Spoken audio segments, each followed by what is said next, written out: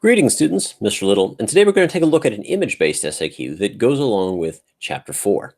As always, I recommend if you have an image-based stimulus for an SAQ, to take a good look at it first for at least a couple minutes before reading the actual source to kind of see what there is to see.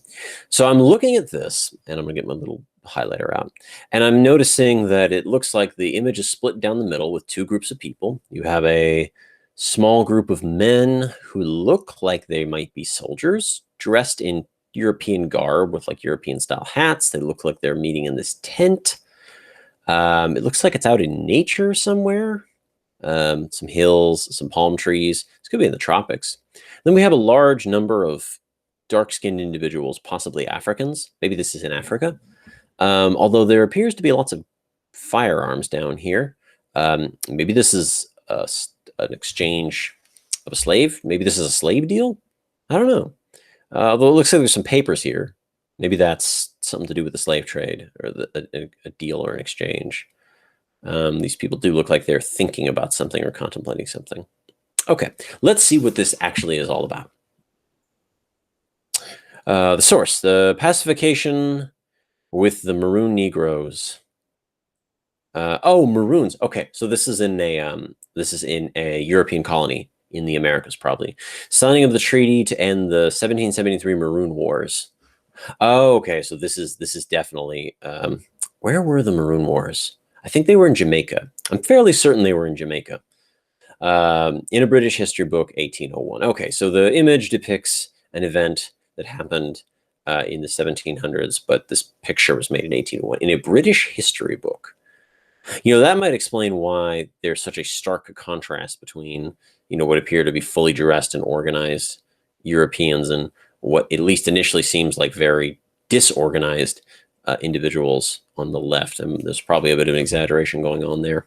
It would also explain why the weapons are on the ground and not like in anybody's hands. If this is a peace treaty, pacification, it's probably what's in this guy's hand too. Anywho, let's see. Explain the extent to which the document represents a challenge to European colonialism in the period 1450 to 1750. Well, that's not too hard. I mean, Maroons, by definition, as runaway slaves or communities of runaway slaves living with Native Americans, that's a challenge to European colonialism by default. I mean, how do you want to shave it? The fact that there was a Maroon War that challenged the authority of, in this case, the British in Jamaica, I believe. That's pretty on the nose right there. We could get a little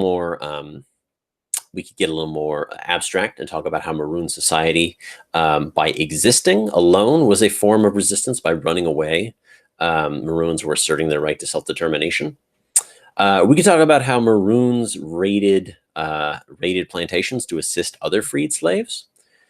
There's a lot we could talk about here, but this actually isn't terribly difficult. So let's see things we could talk about: Maroon societies as an alternative to European societies, the Jamaica Wars, and the famous Queen Nanny, who led the Jamaica Maroons. Queen Nanny is actually on the Jamaican currency. She's very famous. She led the Maroons in the war. The fact that Maroons raided European plantations and helped slaves escape. So there's the physical, like, violence aspect of the fact that Maroons would fight back. But then there was also just the aspect of the fact that Maroons existed an alternative way of living in this world that seemed to be dominated by Europeans. And so that very fact of existing constitutes a challenge to European colonialism. But I think in this case, we want to go for the easier one, which would be the fact that Maroons literally fought wars. That's a pretty direct challenge to European colonialism.